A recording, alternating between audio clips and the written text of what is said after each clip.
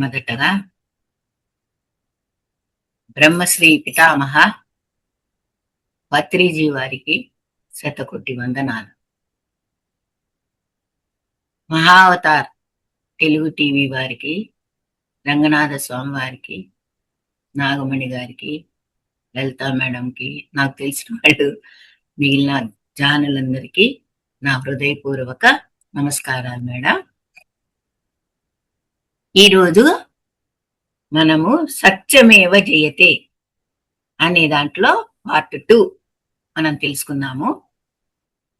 నిన్నటి క్లాసులో సత్యమేవ జయతే అంటే సత్యానికి మాత్రమే జయము కలుగుతుంది అని చెప్పుకుంటూ ఆ సత్యానికి ఆ సత్యం ఏమిటి అనే విషయాన్ని గురించి కొంచెం సంక్షిప్తంగా నిన్న చర్చించటం జరిగింది. సత్యం ఏమిటి?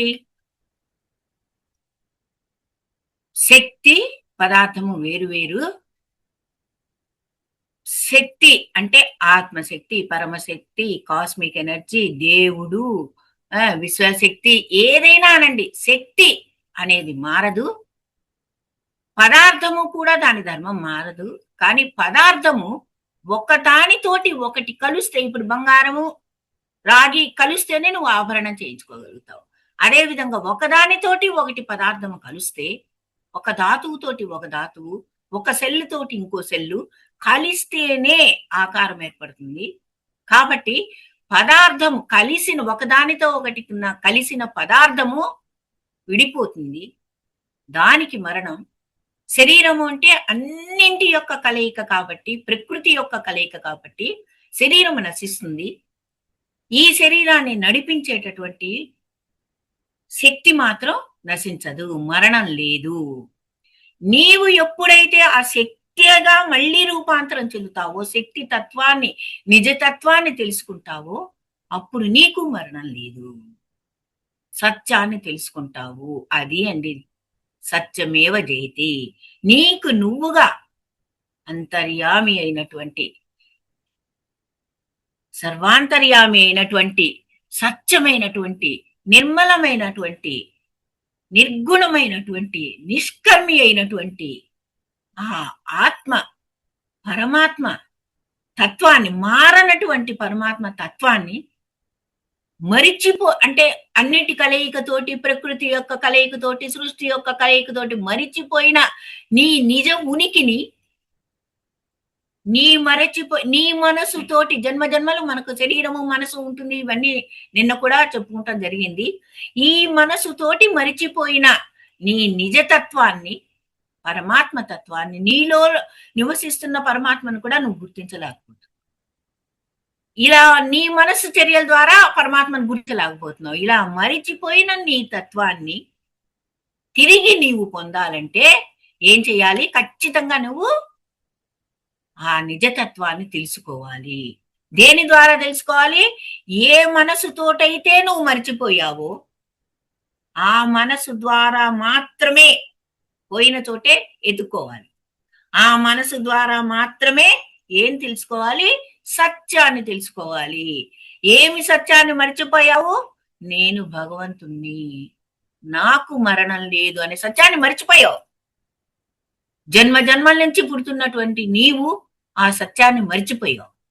ఏ విధంగా అంటే మై డియర్ మాస్టర్స్, ఆ మరిచిపోయిన సత్యాన్ని మళ్ళీ తిరిగి నీ మనసును శాంతిపరుచుకొని, ఆ దేవుణ్ణి నేనే, ఆ శక్తిని నేనే, ఆ పదార్థాన్ని నేనే, అన్ని నేనే అని తెలుసుకుంటాం కోసమే ఈరోజు క్లాసు. ఓకేనా madam? My dear friends, my dear masters, my dear God's, శతకోటి వందనాలు. ఓకే, ఇప్పుడు మనం ఎన్ని యుగాల నుంచో ఉన్నామండి, యుగాలు. స్వయంభువ మనువు నుండి సాగినది సృష్టి మనది, వైవస్విత మనువు దాకా వచ్చిన మన కాలంలో యుగాలు గడచి మనము ఉన్నామి నేలపై. దేశమొక్కటే మన దేశమొక్కటే, దేశమొక్కటే మన దేశమొక్కటే. స్వయంభూ మనవులో అబ్బా యుగ యుగాల నాటి నుండి మనం పుట్టాం. ఎన్ని యుగాల క్రితం పుట్టాం, పెట్టాము రకరకాల రకరకాల రకరకాల జన్మలెత్తుతూ. ఏంటి ఖనిజ సామ్రాజ్యం, వృక్ష సామ్రాజ్యం, జంతు సామ్రాజ్యం దాటి మనిషిగా ఎన్ని యుగాల నుండి క్రితం పుట్టాం. మనిషిగా పరిణితి చెందుతూ చెందుతూ ఉన్నాము. స్వయంభవ మనవు నుండి పుట్టాం. వైవస్వత మనవు ఇప్పుడు జరుగుతున్నది. ఈ వైవస్వత మనవులో ఈ రోజు కలియుగంలో ఈనాటి మన చరిత్రను గురించే చెప్పుకుందాం ఒక్క నిమిషం. అప్పటిగాని మనకు తెలియదండి మనం ఏంటి. టూకీగా చెప్పుకుందాం. అదేంటి, మనము అసెండింగ్ ఆర్డర్ అంటే ఆ పరమాత్మ తన సృష్టిని సాగించాడు. ఆ సృష్టిలోని భాగస్థులమైన మనం ఒక కాంతి స్వరూపం, నిన్న కూడా చెప్పాను, కాంతి స్వరూపం పుట్టి భూమి మీదకి వచ్చి అమ్మ బొజ్జలోంచి బయటకు వచ్చి మనుషులుగా పుట్టాం. సరే పుట్టాం. ఎలా? అసెండింగ్ ఆర్డర్ అంటే పరమాత్మ నుండి ఆత్మస్వరూపంగా వచ్చాం. ఆత్మ అంటే అద్భుతమైనటువంటి శక్తి. తనను తాను తన శక్తి తగ్గించుకుంటూ రూపం పొందాలంటే శక్తి తగ్గదు, రూపాంతరం చెందుతున్నది. తనకు అనుగుణం ఒక శరీరంలో ఇమడాలంటే 98.4, అంతకంటే వేరుంటే ఈ శరీరం ఏమవుతుంది? కాలిపోతుంది. అంతకంటే వేరు తగ్గు అయితే ఏమవుతుంది? ఈ శరీరం చల్లబడిపోతుంది, చచ్చిపోతుంది. అంటే శక్తి ఏమైంది? తను రూపాంతరం చెందుతున్నది, తగ్గించుకుంటా. హెచ్చు తగ్గులు లేవు శక్తికి. పరమాత్మకు హెచ్చు తగ్గు ఉంటుందా? ఉండదు. ఎక్కడ ఉన్నా ఒకటే. సూర్యకిరణానికి హెచ్చు తగ్గులు ఉంటాయా? దాని ప్రయాణంలో దాటి తగ్గుతుంది. అంతే తప్ప మనలో ఉన్నటువంటి దివ్యాత్మ సందర్శనం ఎలా చేసుకోవాలి అనేది ఈ రోజు చెప్పబోతున్నాం. కాబట్టి ఫస్ట్ సృష్టిలో పరమాత్మ నుండి ఆత్మ వచ్చింది. ఆత్మ అంటే తన శక్తిని తగ్గించుకొని భూమిలో జన్మ తీసుకోవాలి అనుకుంటున్నది. కొంచెం తగ్గించుకుంటాం కాదు, తన శక్తిని రూపాంతరం చెందించుకుంటున్నది. అంటే ఎక్కువ కాకుండా తక్కువ కాకుండా ఏ జీవిలో ఎంత వేడి ఉండాలి, ఏ జీవిలో ఎంత వేడి కాదు, ఏ విధంగా ఉండాలి, తను వెళ్తే అందులో ఎలా జొరపడాలి అనుకుంటే పరమాత్మ ఆత్మంగా మారింది. ఆత్మ జీవాత్మగా మారింది. జీవాత్మ అంటే ఆత్మ చాలా శక్తిది, పూర్ణాత్మ అని ఎప్పుడు పత్రిక క్లాసులో చెప్తుంటారు. అర్థమయ్యేది కాదు అప్పుడు. రాను రాను రాను రాను జానంలో కూర్చోంగా కొంచెం కొంచెం అర్థం అవుతున్నాయి. పరమాత్మ ఆత్మగా మారి ఆత్మే జీవాత్మగా మారుతున్నది. ఎంతవరకు తగ్గించుకుందంటే పాపం తగ్గించుకుంటూ తనది వస్తున్నది అంటే ఈ ఒక జీవిలో నేను ఎంటర్ అవుతే ఆ జీవి మనుగడ సాగాలి అంతవరకు వచ్చింది.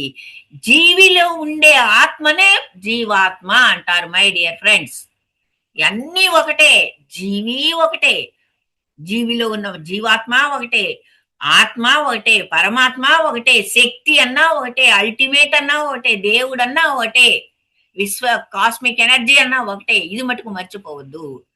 ఈ విధంగా వచ్చినటువంటి శక్తి జీవాత్మ ఏమైంది? మనుషులుగా పొందింది. కానీ మన వాళ్ళు ఈ మహానుభావులు, క్రాంతదర్శులు, ఋషులు వీళ్ళందరూ ఏం చేశారు? వీటిని ఒక ఆర్డర్ లో పెట్టారు. అవేంటంటే యుగాలు అన్నారు. చెప్పాను కదా, మొట్టమొదటే స్వయంభువ మనువు నుండి సాగినది సృష్టి మనది. వైవస్విత మనువు దాకా వచ్చిన మన కాలంలో యుగ యుగాలు గడిచి మనము ఉన్నాం ఈ నేలపై. ఈ నేల మీద యుగ యుగాల నుండి ఉంటున్నాం. ఇప్పుడు ఫస్ట్ మొట్టమొదటిన్నాం పైనుంచి. ఈ జీవాత్మ సృష్టిలో బ్రహ్మాండమైనటువంటి తొలి సృష్టి. చాలా జ్ఞానవంతులు, ఈక్వల్ టు గాడ్. ప్రతి ఒక్కళ్ళు ఏమనుకుంటున్నారు? అసలు దేవుడు త్రేతాయుగంకు ముందర కృతయుగంలో దేవుణ్ణి పూజించటం ఏమి లేవు. ఎందుకంటే ప్రతి ఒక్కళ్ళు నేనే దేవుణ్ణి అనుకునేవాళ్ళు. ఎందుకంటే వాళ్ళలో అధర్మం లేదు, నో ఎంట్రన్స్. ఆ చివరిలో ఎంటర్ అయింది అధర్మం.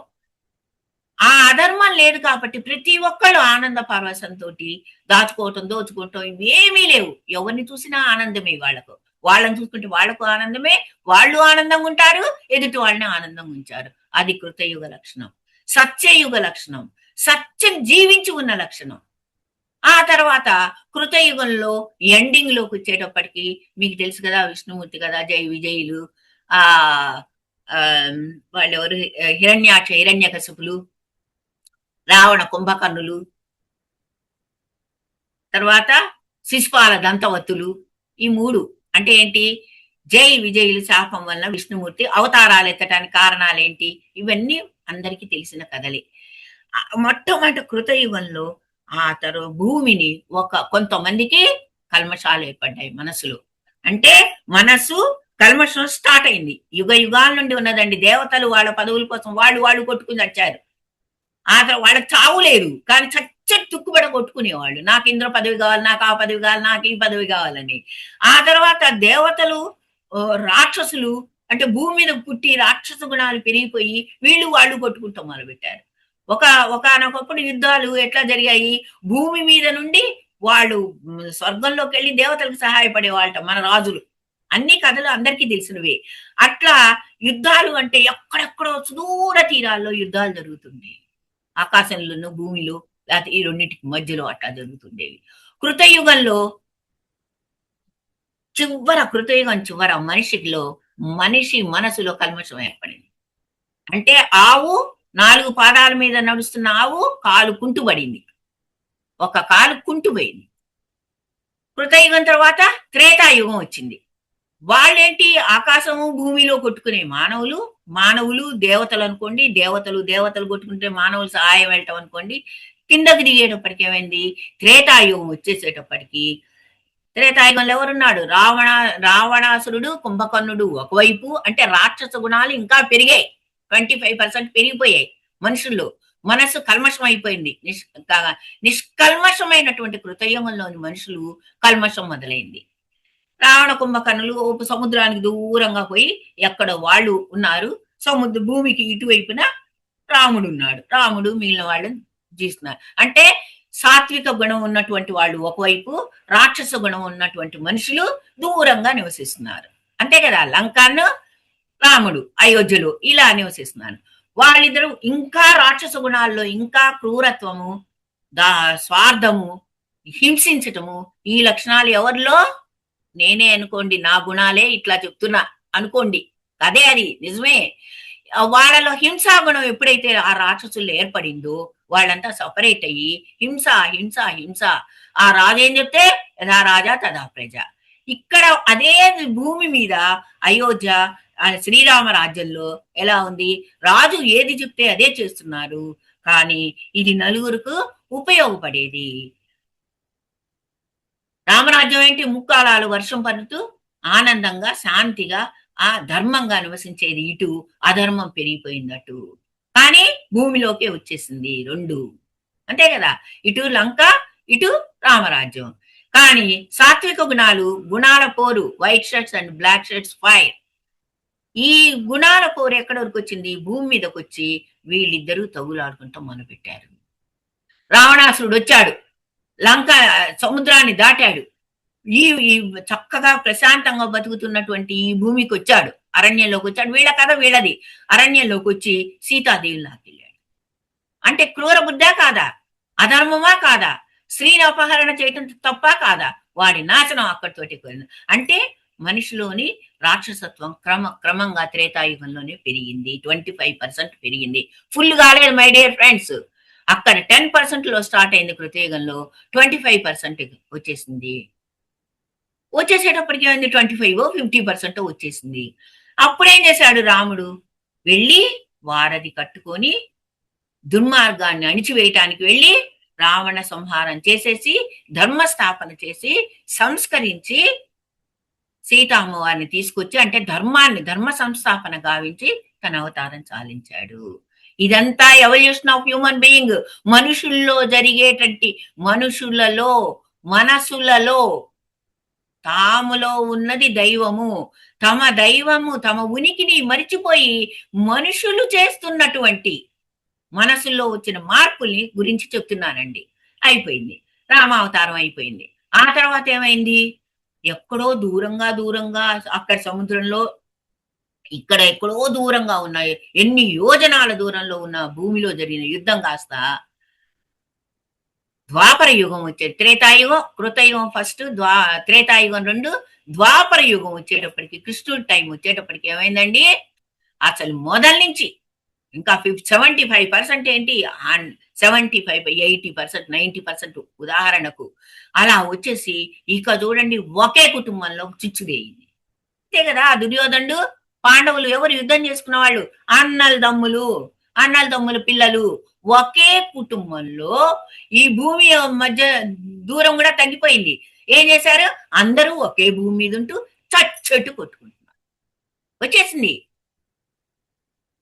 వచ్చేసింది కల్మషాలు, కుట్ర, కుతంత్రం, దాష్టికం, దోచుకోవటం, దాచుకోవటం, హత్యలు, వాళ్ళని చంపుదాం, అన్నం చంపుదాం, తమ్ముడిని చంపుకుందాం, ఆ రాజ్యం తీసుకుందాం, ఈ రాజ్యం తీసుకుందాం, ఆడవాళ్ళని వస్త్రాపహరణం చేద్దామా, అన్ని వచ్చేసాయి. చూడండి మనకు కలియుగ లక్షణాలు కొంచెం కొంచెం కాదు, 50% వచ్చేసి పారేసాయి. అన్ని మహాభారత యుద్ధంలో కారణాలయ్యాయి.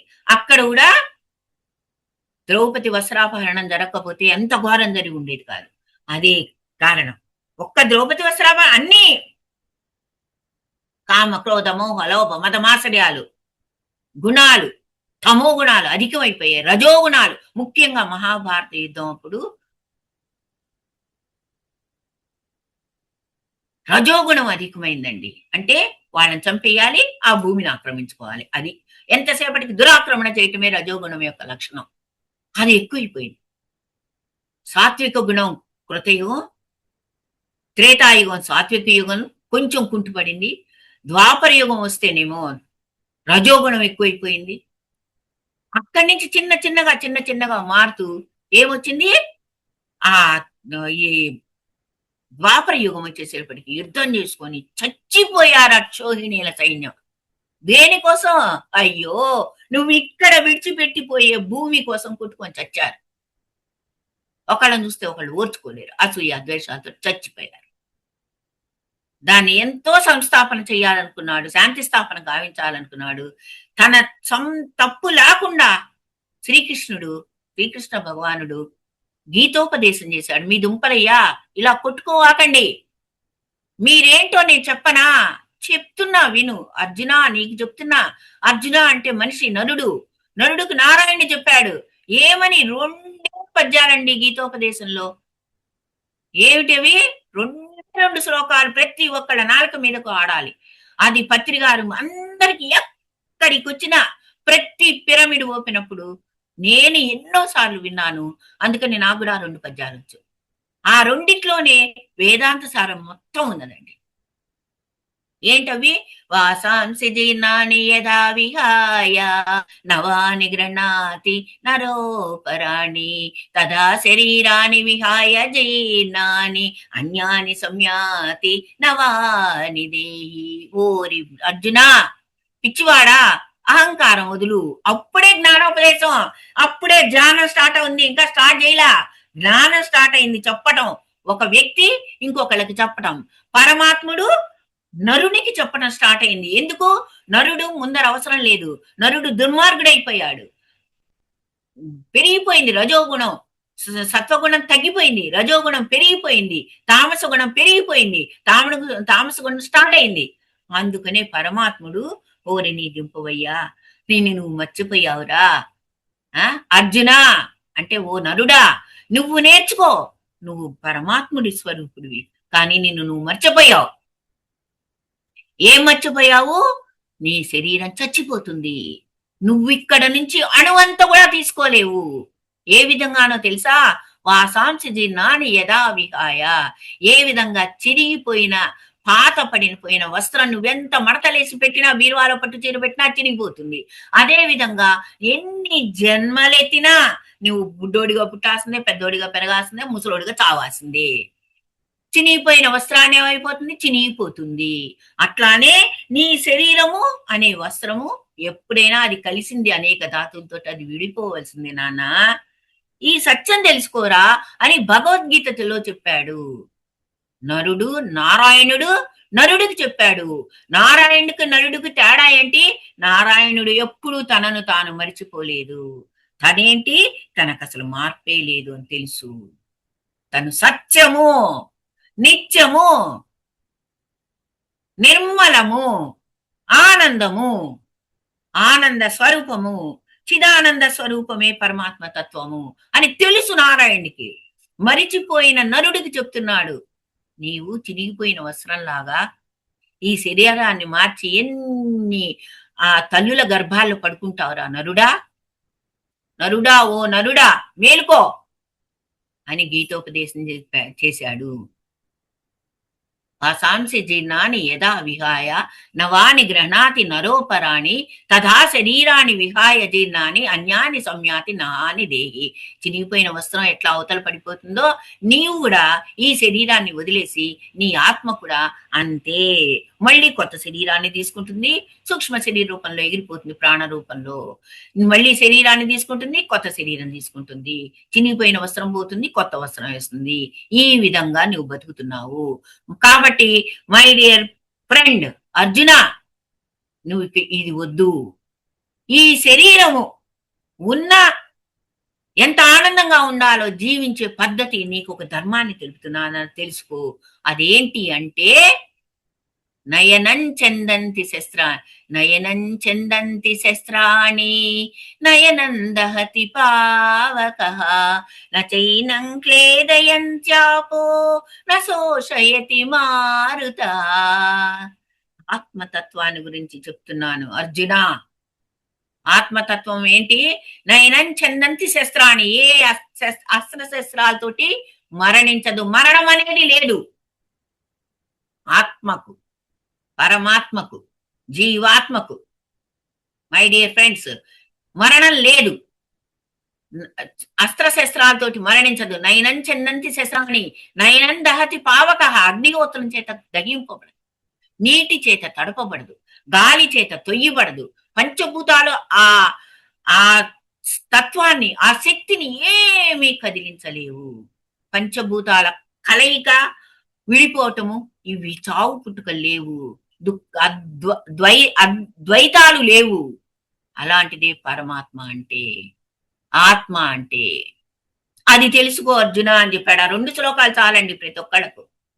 నీ చావు పుట్టుకలు అనేవి 2 శ్లోకాల్లో ఉన్నాయండి. చావు ఉన్నది శరీరము, చావు పుట్టుకలు ఉన్న శరీరము అసత్యము. సత్యం ఏంటండి? సత్యము అంటే ఏంటి? చావు పుట్టుకలు లేని ఆత్మతత్వమే సత్యము. దానికే జయము. ఎప్పుడు నిత్యానందము. సత్యమేవ జయతి, దానికి మాత్రమే జయము అని గీతోపదేశం చేశాడు. కలియుగం, ద్వాపర యుగం వచ్చేసేటప్పటికి బాగా మనిషిలో మార్పు వచ్చేసింది.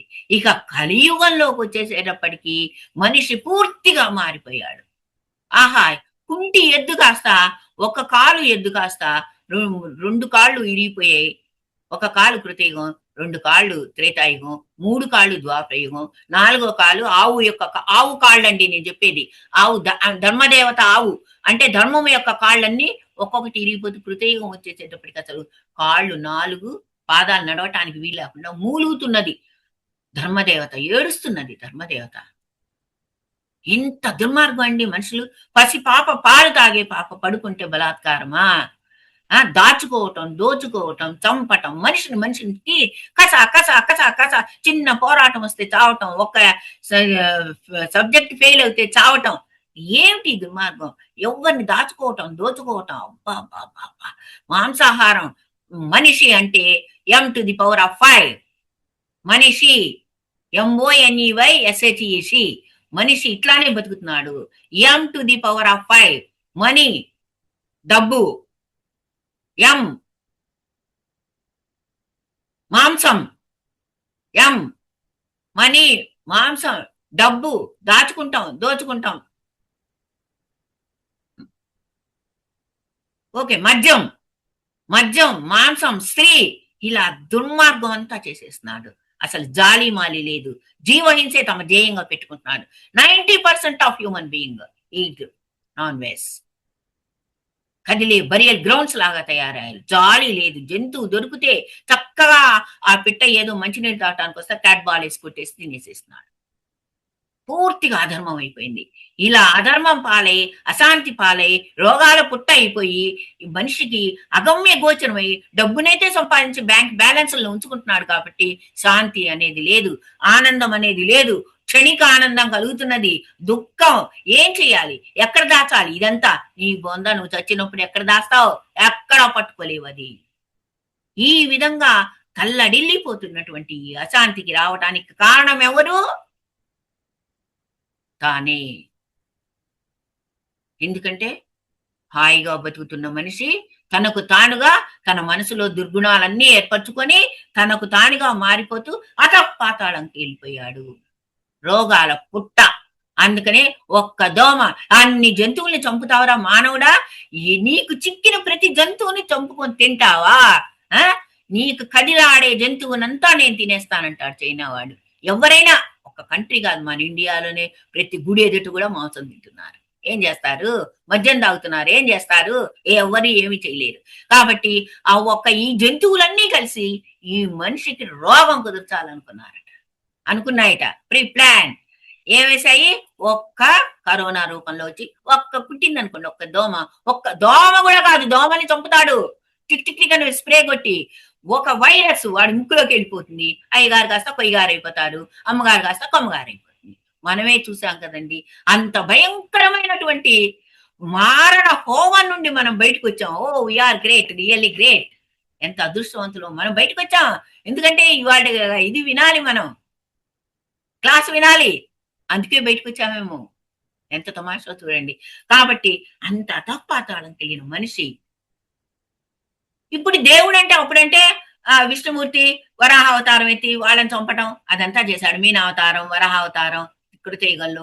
ఆ తర్వాత త్రేతాయుగంలో రాముడు అవతారమూర్తిగా వచ్చాడు. ఆ తర్వాత ద్వాపరయుగంలో కృష్ణుడు అవతారమూర్తిగా వచ్చాడు. కొంతమందిని చంపుకుంటూ వచ్చారు. శాంతి స్థాపన చేశాడు. ఇప్పుడు చంపాలంటే ప్రతి ఒక్కడు అలానే ఉన్నాడే. అసలు మానవ జాతిని మొత్తాన్ని నాశనం చేయాలా? లేకపోతే ఏంటండి, పులి నీళ్లు తాగటానికి వస్తే ఆ నీళ్లలో కరెంటు పెట్టడం ఏంటండి? పాపం పులులన్నీ చచ్చిపోతే భుజాలు వేసుకొని వెళ్ళి కోసుకొని తింటామా? ఆ నీ అమ్మ మొగుడు సొమ్ము అనుకుంటున్నావా మానవా? ఏంట్రా నీ దురాగతం? ఆ నక్షత్రాల్లోకి పంపించేసేసి అవి పంపించి ఇవి పంపించి అక్కడంతా నువ్వు విఘాతం చేస్తావా? సముద్రాలు మొత్తం నాశనం చేస్తావా?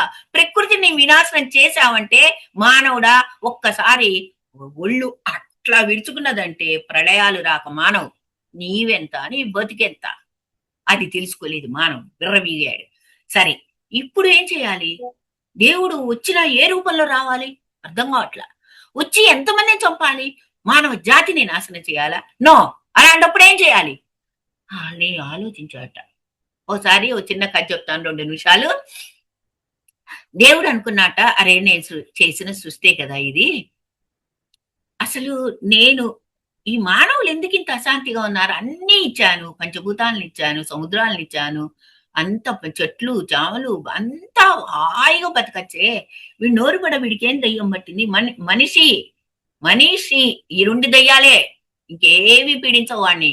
ఎంఓఎన్ఈవై ఎస్హెచ్ఈని పీడిస్తుంది. షీ అయితే ఈ ఎస్హెచ్ఈలో చూడండి, ఎస్ స్త్రీలింగం, ఈ పుల్లింగం.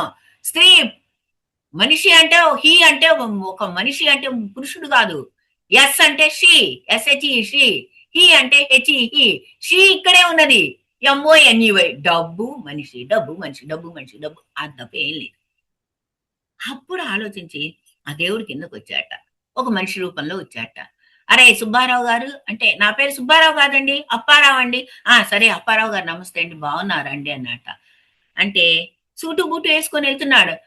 ఏం బాగున్నానండి, నా కర్మ కాల, ఏ జన్మలో కర్మ చేసుకున్నానో పొట్టి ముండా కొడుకుగా పుట్టాను నేను అన్నట. ఊరి నీ దుంప వెయ్య, పుట్టయితే ఏం పోయింది? నీ కర్మలతోటి నువ్వు పొట్టిగా పుట్టావు, నువ్వు అట్లా డిసైడ్ చేసుకున్నావు, పుట్టావు. సరే నవ్వుకున్నట్ట దేవుడు.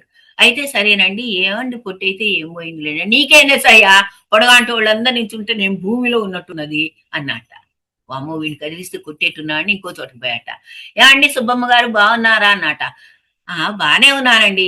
ఈ ఒళ్ళు భరించలేకపోతున్నానండి. దీనమ్మ కడుపు కాలా దేవుడు నా మొఖాన ఎట్లా రాసాడు, నీ దుంపవయ్యా నువ్వు దున్న పొత్తులాగా తిని నువ్వు ఒళ్ళింత లావయ్యి దేవుడినంటావు నన్ను తిడతావేంటే నీ దుంపవయ్యా, అమ్మో దీన్ని గదిలిస్తే కొడుతుందేమో అని చెప్పేసేసి వెళ్ళిపోయాట. అట్లా లైన్‌గా అడుగుతెళ్ళాడు. ఒకడు ఉంటే గరీబుని అడిగాట. ఏంటంటే అందరికి కోట్ల కోట్ల రూపాయలున్నాయి. వాడు నోరు బడా దేవుడు నాకు చిక్కాడంటే చావదంతాను. ఆ! అందుకనే గతి లేక వాడి వాకిట్లో నిలబడి అడుక్కుంటున్నాను. వీడమ్మ కడుపు కాల రాని వాడి సంగతి చెప్తా అన్నాడు. ఓరి నీవు నోరు పాడుగాను ఉప్పు బెత్తుడైపోయావు. ఇష్టం వచ్చినట్టు తిడుతున్నావు. నీ కర్మరా కింద జన్మలో బెచ్చం ఒక్కళ్ళకు పెట్టలేదు చచ్చినోడా అనుకోని ఆయన వెళ్ళిపోయాట. ఇలా ఎంత మందిని అడిగినా కూడా అశాంతి అశాంతి అశాంతి దుర్మార్గం. రేయ్ నువ్వు ఎక్కువ మాట్లాడాలంటే నేను చంపేస్తా పో, నన్నేట్రా కుచిలి ప్రశ్నలు వేస్తున్నావు అని చెప్పి ఇంకోడు ఎమ్మడబడ్డాట కత్తి తీసుకొని. అమ్మో బాబో ఇక లాభం లేదని చెప్పి, ఒరే అప్పారావు సుబ్బారావు, ఆ రాణి రమణి మల్లి వల్లి రాజా రోజా సురోజ సరోజ అంటూ అందరిని పిలిచాట. అందరూ వచ్చారట. చూడండమ్మా నేను దేవుణ్ణమ్మా అడుగుతున్నాను, మీరు శాంతంగా ఉండమ్మా, ఏదో జ్ఞానబోధ చేద్దాం అన్ని జన్మల్లో చేశాను కదా అవతారాల్లో అనుకుని జ్ఞానబోధ చేద్దాం అనుకున్నట్ట. ఒరే వీడు దేవుట్రోయ్ దేవుడే అయి ఉంటాడు, అయితే మా కోరిక తీర్చు అని చెప్పేసేసి ఇక వీళ్ళ చిట్టాలు ఇప్పదీసి ఆ స్థలాల కోసం కొట్టుకుంటారే, నాకు ఈ కోరిక తీర్చు నాకు ఈ కోరిక తీర్చు తుక్కుపడకు ఎమ్మడబడ్డారట. ఎమ్మడబడితే పరిగెత్తి పరిగెత్తి పరిగెత్తి ఎక్కడ దాక్కోవాలో తెలియక రైన ఆకాశంలోకి పోయాట. వెంటనే శాటిలైట్ వాటికి ఫోన్ చేసేసి దేవుడు కనిపించాడు, వాడిని లాక్కొచ్చారంటే మన కోరికలన్నీ తీరిపోతాయి. ఇప్పుడు బంగారు కొండ కనిపించింది అంటే దాన్ని దోచుకుందాం అనుకుంటా. సారీ,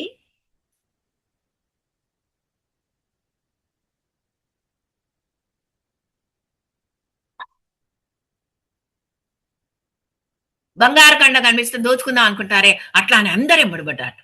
వామ్మో వీళ్ళ కోరికలు పాడుగాను, వీళ్ళకు బాగా ఎక్కింది పిచ్చెక్కింది, వీళ్ళని ఎవరు బాగు చేయలేరని ఆకాశంలో శాటిలైట్స్ తోటి వాడిని లాక్కొస్తామని ట్రై చేశాట.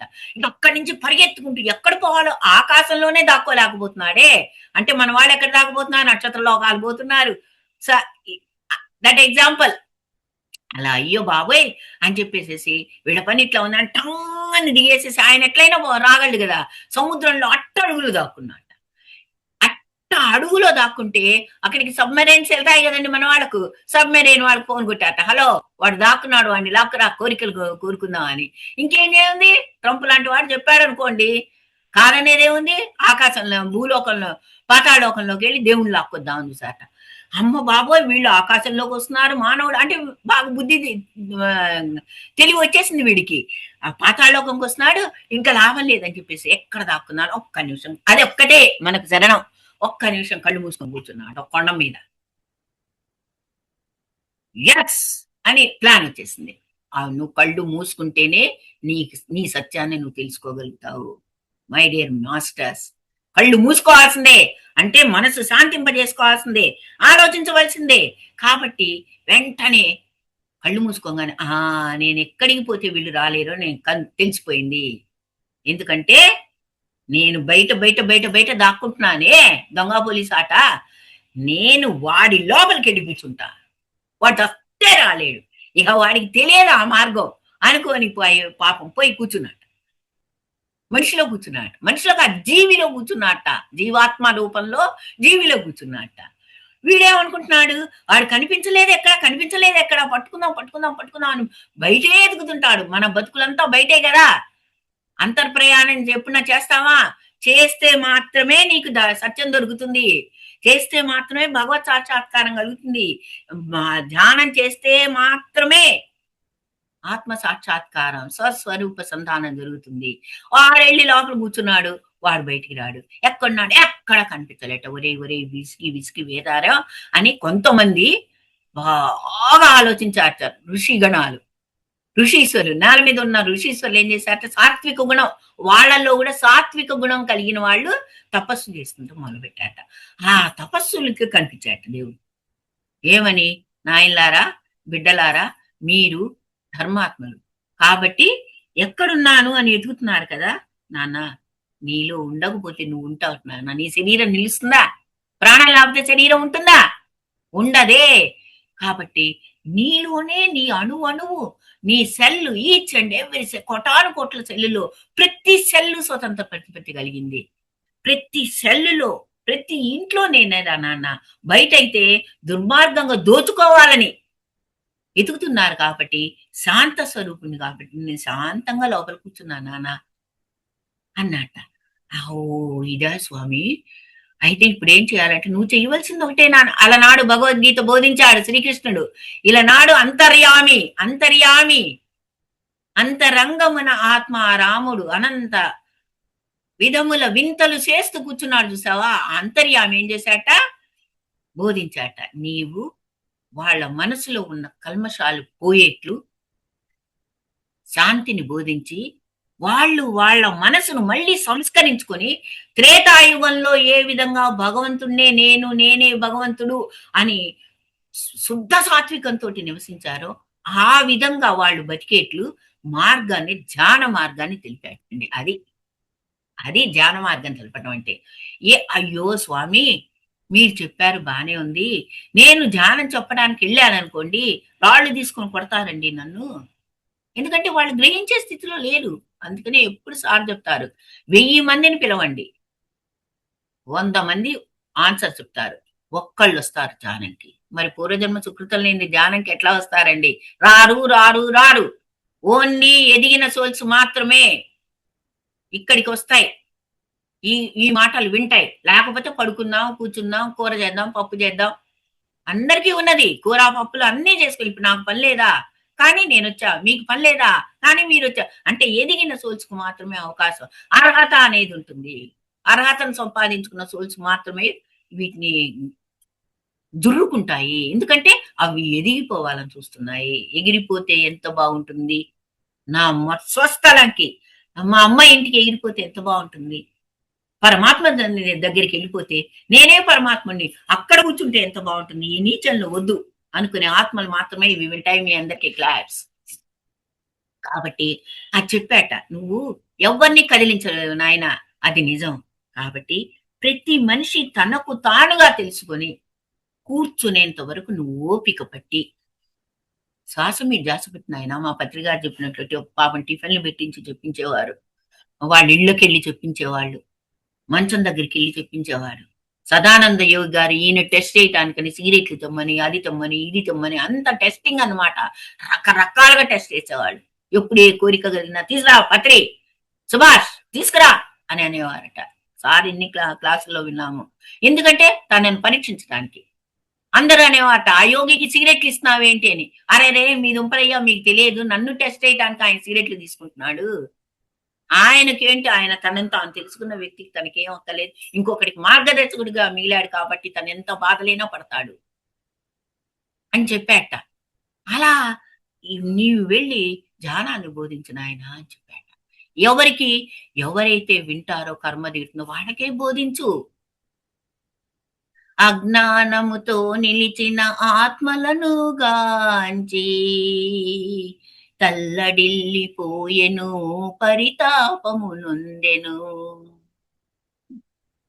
పత్రిజీ మీద పాటండి. ఎన్ని వేల మంది ఇట్లా కొట్టుకులాడుతుంటే ఆయన దాని జాబ్ వదిలేసేసి అజ్ఞానముతో నిలిచిన ఆత్మ మనలాంటి అజ్ఞానులు చూసి తల్లడిల్లిపోయి తన జాబ్ మానేసి అందరికీ శ్వాస మీద జాసి పెట్టి, శ్వాస మీద జాసి పెట్టి, శ్వాస మీద జాసి పెట్టి. అట్లా చెప్పకపోతే మన శ్వాస మీద జాసి పెట్టేవాళ్ళం అండి. మన శ్వాస మీద జాస పెట్టకపోతే ఈ రోజు క్లాస్ వినేవాళ్ళం అండి. మనదే ఉదాహరణగా తీసుకుందాం. అలా ధర్మ సంస్థాపన కోసం ధ్యానం. అర్జున చివరికి గీతోపదేశం ఇదేనండి. అర్జున నీవు యోగి కావు, భవయోగి. యోగి కా అర్జున, నువ్వు ఎంతో యుద్ధం చేస్తున్నావు అనుకుంటున్నావు, నీ బుద్ధి శాంతంగా లేదు. నువ్వు యోగివైతే గాని నా తత్వాన్ని తెలుసుకోలేవు, సత్యదర్శనం కావించలేవు. ఏమిటి సత్యదర్శనం? కథ అయిపోయిందండి. లోపల ఎవరి లోపల ఉన్న వారి లోపల ఉన్నటువంటి దైవాన్ని దర్శిస్తే, ఇక్కడ నీ మనసు శాంతపడితే దర్శిస్తే అప్పుడు నువ్వు బయట ఉన్న ప్రపంచాన్ని మొత్తాన్ని దర్శించగలుగుతావు. అవునా కాదండి? నిన్ను నువ్వు నువ్వు శాంతంగా ఉంటే కదా ఇంకొకళ్ళకు శాంతంగా బోధించడానికి. నిన్ను నువ్వు తెలుసుకుంటే కదా, నీ గొప్పతనం నువ్వు తెలుసుకుంటే కదా. ఏమిటి ఆ సత్యం? ఈ శరీరము కలిసినటువంటి ధాతువులతోటి అన్నింటితోటి కలిసి పంచభూతాలతోటి కలిసి ఈ శరీరం ఏర్పడింది. ఈ శరీరం నశించిపోతుంది, కానీ నేను నిత్యానందుడను, మారని స్థితిని నేను అని తెలుసుకున్న రోజు, నువ్వు శాంతంగా ఉన్న రోజు, నీకు సత్యం ఆవిష్కరింపబడిన రోజు, నీకు స్వస్వరూప సాక్షాత్కారం కలిగిన రోజు, నా స్వరూపము, నా నిజమునికి ఏమిటి? పరమాత్మ తత్వము, ప్రేమ తత్వము, కరుణ. రాక్షస తత్వాలు ఏంటండి? కామ, క్రోధ, మోహ, లోభ, మద, మాత్సర్యాది గుణాలు మనవే. అదే అదే కామ, క్రోధ, మోహ, లోభ, మద, మాత్సర్యాది గుణాలు మనవే. అవి మారాలి అంటే మళ్ళీ ఏదో అడ్డొచ్చింది. అది మారాలి అంటే ఖచ్చితంగా మనలో ప్రేమతత్వం రావాలి. ప్రేమతత్వం రావాలి అంటే ఇది ఏదో అడ్డొచ్చింది మేడం. ఓకే, ఖచ్చితంగా మనలో ప్రేమతత్వం రావాలి.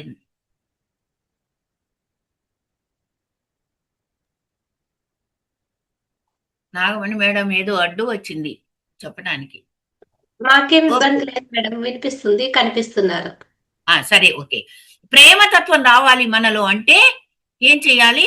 మన గుణాలు మార్చుకోవాలి. కాబట్టి ఎప్పుడైతే మానవుడు అసెండింగ్ పరమాత్మ నుండి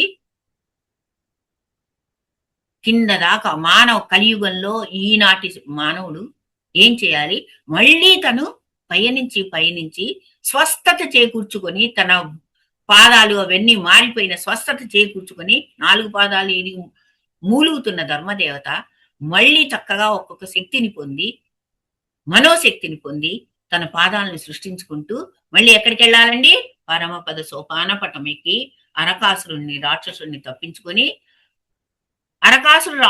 తప్పించుకొని చక్కగా మళ్ళీ ఆ సింహాసనం అధిష్ఠించాలి, దైవ సింహాసనాన్ని అధిష్ఠించాలి. అప్పుడు మాత్రమే సత్య దర్శనం కలుగుతుంది. ఎస్, నేను పరమాత్మను. ఇప్పుడు నేను పరమాత్మను అనుకుంటే నమ్మం, కానీ మార్పు నీలో రావాలి అనేది అసెండింగ్ ఆర్డర్ పై పరమాత్మ నుంచి ఈనాటి వరకు ఆత్మ, జీవాత్మ, మనసు, బుద్ధి, అహంకారం, బుద్ధి, మనసు, అహంకారం, చిత్తం, వీటన్నిటిని స్థూల శరీరం, సూక్ష్మ శరీరం, తర్వాత లాస్ట్ స్థూల శరీరం, ఈ బాధలన్నీ పడుతూ మళ్ళీ ఇక్కడి నుంచి ఏమైపోవాలి? ఈ స్థూల శరీరాన్ని వదిలేసి సూక్ష్మ శరీరాన్ని దర్శించాలి. సూక్ష్మ శరీరం ద్వారా మళ్ళీ ఎక్కడికి వెళ్ళాలి? అసెండింగ్ పెరుగుతూ బుద్ధిలో పయనించాలి. మనసును పక్కన పెట్టేసి బుద్ధితోటి పయనించాలి. బుద్ధితోటి పయనించి బుద్ధిజీవివై నువ్వు ధ్యానం చేసుకుంటూ స్వాధ్యాయనం, సజ్జన సాంగత్యం, నీ గుణాలన్నీ మార్చుకుంటూ ధ్యానం చేస్తూ తేలిక పడిపోవాలి. స్థూల శరీరాన్ని వదిలేసి సూక్ష్మ శరీర ప్రయాణాలు చేయాలి. సూక్ష్మ శరీర ప్రయాణాలు చేస్తే ఇంకా తేలికై బుద్ధిలోకంలో నీ మనసును శాంతింపజేసి బుద్ధితోటి కూడి హాయిగా బుద్ధిమంతుడు అయిపోయి పరమాత్మ నేనే అని తెలుసుకోవాలి. అసెండింగ్ ఆర్డర్ నుంచి డిసెండింగ్ ఆర్డర్ వచ్చావు, డిసెండింగ్ ఆర్డర్ నుంచి మళ్ళీ పరమాత్మ పరమపద సోపాన పటంలో కూర్చున్న రోజు నీ ఇచ్చామరణం, నీ ఇష్టం. ఎప్పుడు పుట్టాలండి? ఇప్పుడు పట్టుగారు ఎక్కడ పుట్టారో మనకు తెలియదు. తెలిసినా కూడా ఆయన ఎక్కడ పుట్టినా కర్మలు అంటావు వాళ్లకు. ఎందుకంటే కర్మాన్ని నిష్కర్మ చేసుకొని ఎప్పుడు కావాలో అప్పుడు వెళ్ళిపోతారు, ఎప్పుడు పుట్టాలో అప్పుడు పుడతారు. పుట్టినప్పుడు ఎంతమంది అట్లా చిన్న వయసులో మరణించిన వాళ్ళు. మన ఇది తీసుకోండి, శంకరాచార్యులు వారిని తీసుకోండి, చిన్న వయసులో మరణించిన వాడు, వివేకానందం తీసుకోండి, ఎవరినైనా తీసుకోండి. ఎందుకు? చిన్న వయసు పెద్ద వయసుతో సంబంధం లేదండి. జ్ఞానం ఎవరికి ఎప్పుడు ఎక్కడ ఏది నేర్పాలో అది నేర్పేసేసి వాళ్ళు వెళ్ళిపోతారు. వాళ్ళ కర్మలు అంటావు, మళ్ళీ స్వచ్ఛందంగా జన్మ తీసుకుంటారు.